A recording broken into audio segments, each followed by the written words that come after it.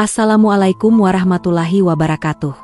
Ini adalah kisah seorang pemuda Indonesia yang ke Rusia karena kerjaan serabutan, terjebak dalam hubungan ganti oli dengan seorang janda Rusia yang lumpuh, dengan bayaran fantastis 100 juta rupiah.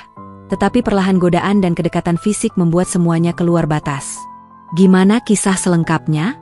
Sebelum melanjutkan ceritanya, klik tombol subscribe terlebih dahulu, dan jangan lupa absen di kolom komentar dari mana kalian berasal.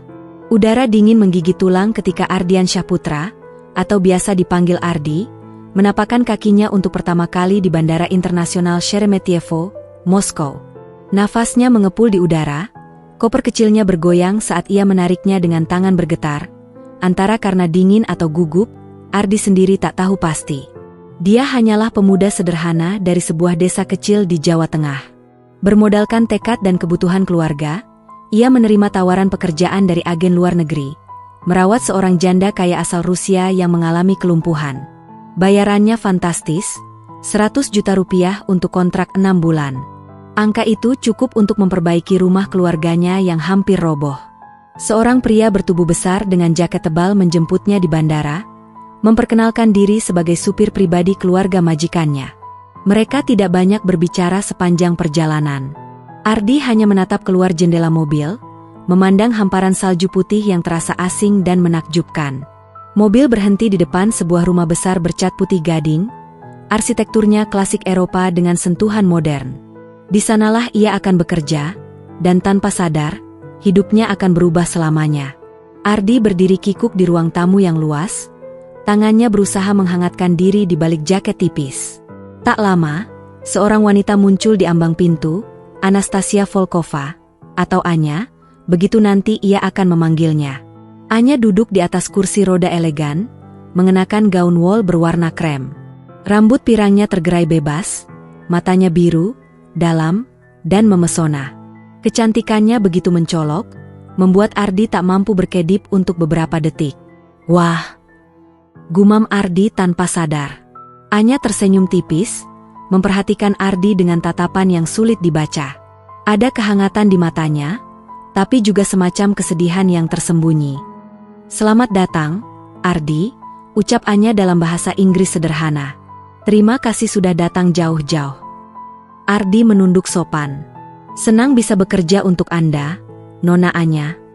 Aku bukan Nona lagi. Gumam Anya sambil tersenyum miris, lalu mengulurkan tangan. Panggil saja Anya. Sentuhan tangan mereka ringan, namun seperti aliran listrik mengalir di tubuh Ardi. Sekejap saja, ada sesuatu yang tak bisa dijelaskan, bergetar di antara mereka. Hari-hari pertama Ardi di rumah, Anya terasa membingungkan namun membahagiakan. Pekerjaannya tidak terlalu berat. Membantunya berpindah tempat, menyiapkan makanan sederhana, mendorong kursi rodanya mengelilingi taman yang berselimut salju. Anya ternyata sangat ramah. Ia sering mengajak Ardi mengobrol ringan, kadang membahas soal Indonesia, tentang kampung halaman Ardi, tentang keluarga kecil yang ia rindukan. Setiap senyum Anya, setiap tawa kecilnya, setiap kali tangan halusnya tanpa sengaja menyentuh kulit Ardi, semua itu perlahan menggerus batas profesionalitas yang awalnya Ardi tegakkan.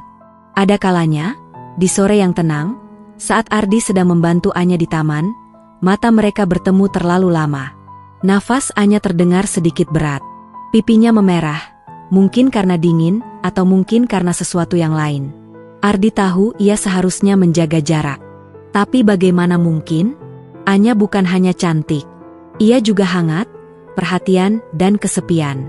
Suatu malam, saat salju turun perlahan seperti kapas dari langit, Ardi sedang memijat kaki Anya yang lumpuh di ruang keluarga.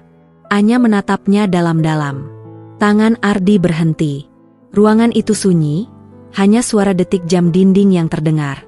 Ardi, bisik Anya, suaranya lembut tapi penuh getaran. Kau tidak takut tinggal di sini, bersamaku? Ardi mengangkat wajahnya, menatap wanita cantik itu. Dia menggeleng perlahan. Saya senang di sini.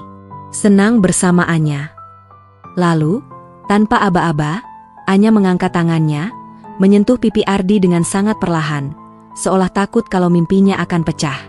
Terima kasih, bisik Anya. Matanya berkaca-kaca, tapi bukan karena sedih. Ada rasa syukur. Ada rasa rindu. Ardi merasa hatinya berdegup kencang. Ada sesuatu yang lahir malam itu. Sesuatu yang indah. Sesuatu yang terlarang. Tapi juga terlalu manis untuk ditolak.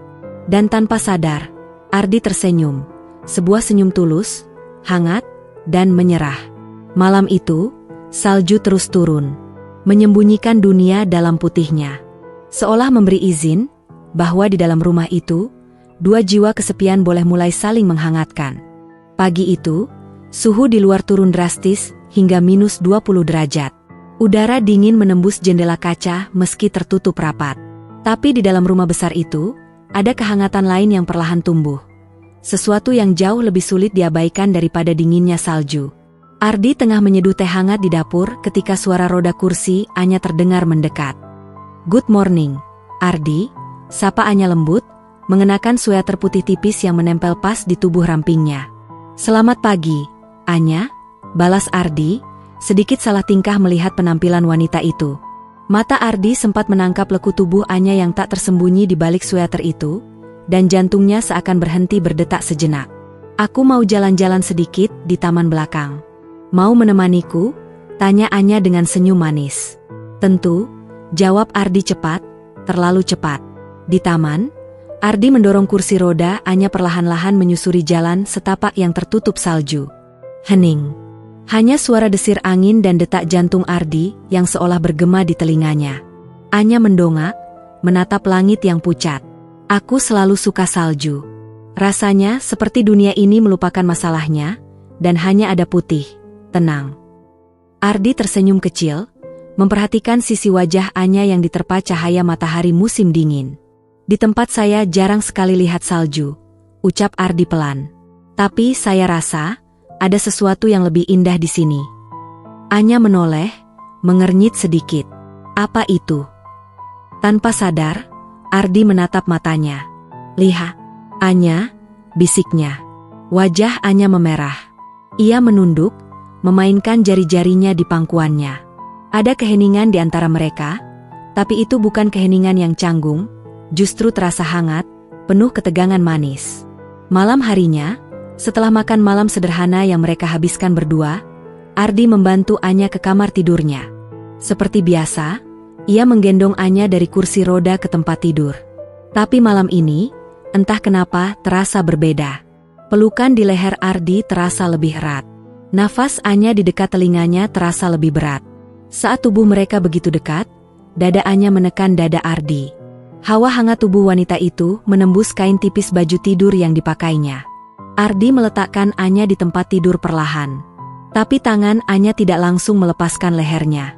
"Ardi," bisik Anya, nyaris tak terdengar.